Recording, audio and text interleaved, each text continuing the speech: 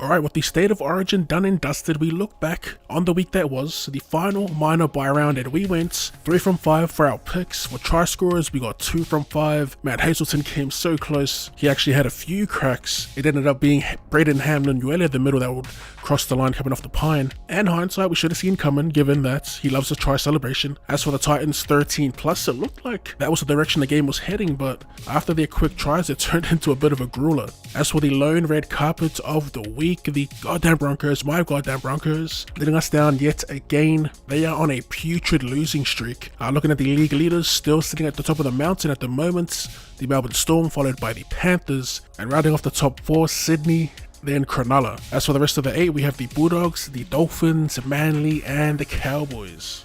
Let's take a look at this 7-match round and make some picks.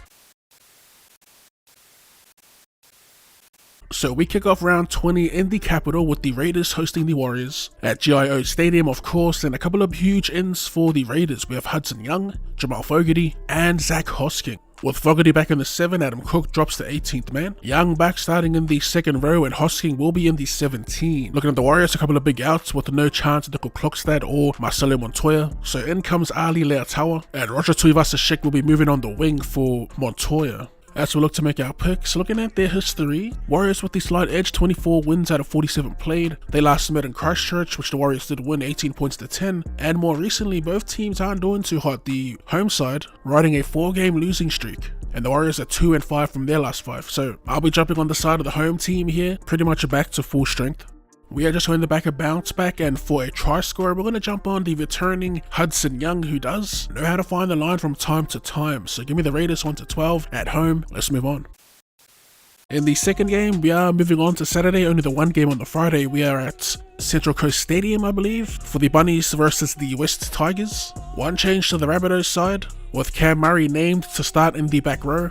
Jai Arrow's the one with the injury, so he's unavailable. Saliva Havili makes his return. He joins the bench, and LeBlanc falls out of the 17. Looking at the Tigers here, their young hooker will be taking over the injured Api Koroisau, so that's Talon De Silva in the 9. They'll also be without Alex Lobb and Alex Seyfarth. Lobb picking up an injury, so in comes Luke Laulili'i, and they also have 2 new names on the bench with Latu Fainu and Alex Twao. Honestly, nothing much to say about this. For my pick, I will be taking the Rabbitohs, of course. The Tigers just haven't looked that great, losing 3 of their last 5. Granted, it is against the upper echelon of the competition, the Roosters, Storm, and Sharks. And for the Rabbitohs, they've won 4 from their previous 5, coming off a loss, a close one against the Dolphins. But yeah, I'm expecting a bounce back from the Rabbitohs here. And to score a try, we're going to be running it back with Jacob Gagai.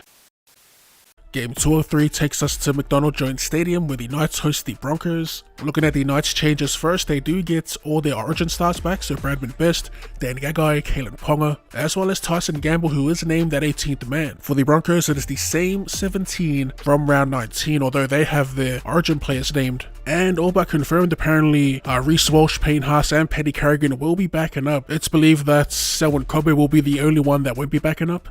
As for Adam Reynolds in reserves, apparently he's a long ways away from playing or something, so I'm not expecting him back. But yeah, moving on to my pick, both teams coming off some pretty terrible performances.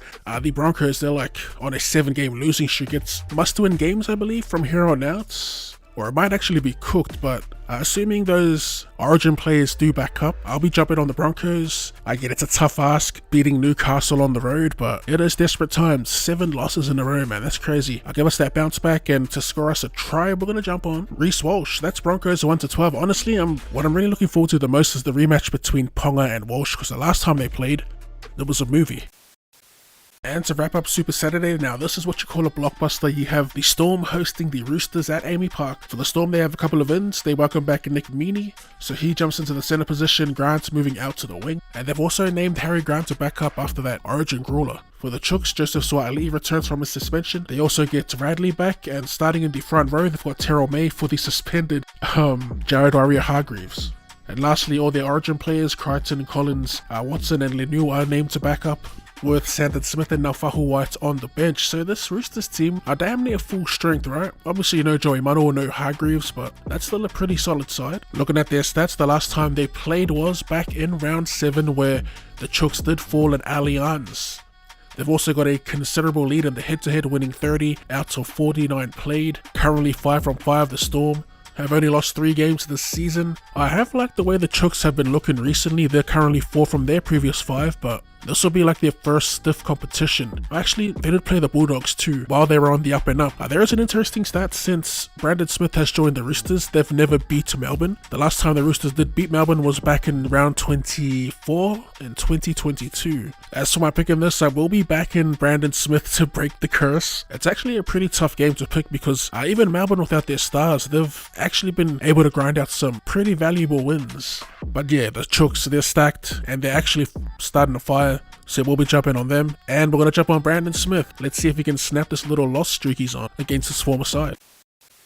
And to put a cap on round 20, we have a Sunday triple header, starting with the Panthers versus the Dolphins at Bluebird Stadium. Huge ins for the Panthers with halfback Nathan Cleary making his return. They also have Luai To'o and Liam Martin backing up, or listed in reserves, and being rested Isaiah Yeo and Earl Edwards. Sucks for my fantasy team. For the Finns, they get back Hamiso Tabuai-Fidow and Felice Fusi. Trey Fuller moves to the bench. O'Sullivan falls to 18th man, and back rower Ewan Aitken. Her season is over, so Felice moves from the front row to the second row, and David Tabangai Jr. keeps that starting spot in the middle. I want to kind of breeze through these last few matches because I am on a bit of a time crunch. So for this game, with the return of Nathan Cleary, it is hard to look past the Panthers at home as well, so we'll take them by 1 to 12 points. Sticking with Cleary, assuming his side gets all the traffic. Give me Isaac Tungle for the meat pie.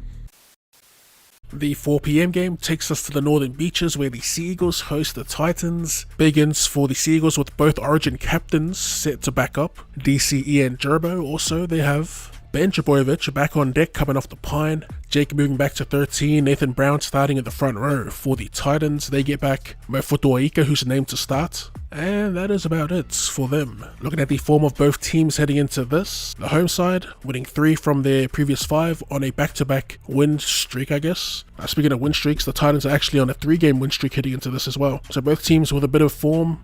By picking this, I'm going to back the Sea Eagles at home. Manly at 4 Pines Park, one of my favorite picks, and I'm looking for DCE to pop off. He had a terrible Origin 3, so give me Manly 1 to 12. I do think the Titans will put up a bit of a fight. They're on a bit of a roll at the moment, and I'll be taking their skip to score as well. And in the final match of the round, we head up to North Queensland where the Cowboys host the Bulldogs at Country-Bank Stadium. Good news for the home team as all 6 Origin players are set to back up. That's 5, sorry, I forgot that Taulangi is injured. And for the Bulldogs, some big outs in Jamin Salmon and Maxi King, so a bit of good news, they do welcome back Jacob Preston to play in the back row, and starting in the front row will be Josh Curran. I believe taking the place of Max King was it Sam Hughes. Either or, on the bench they got Bosa Fa'umausili. He's the new face. As for our pick in this game, it's a bit of a tough read. You never know what you're going to get with the Cowboys. But playstyle wise, I do favour the Bulldogs in this. I do think they can grind out a win here on the road. The Bulldogs looking to make a push for the top 4, coming off a grueler against the Warriors. The Cowboys heartbreak against the Sea Eagles with a Chatty Townsend disaster class. But yeah, with all that aside, I'm looking for the Bulldogs to snag a close win, so 1 to 12 points, and to score a try on return. Let me get Jacob Preston. And that about wraps up this week's tips and predictions. If you have any of your own, let us know in the comment section down below. Also, if you enjoyed the video, be sure to run and share that like button, and for more rugby league related content or more content in general, go ahead and drop your boy a cheeky sub. Thanks for tuning in, and I'll see you later.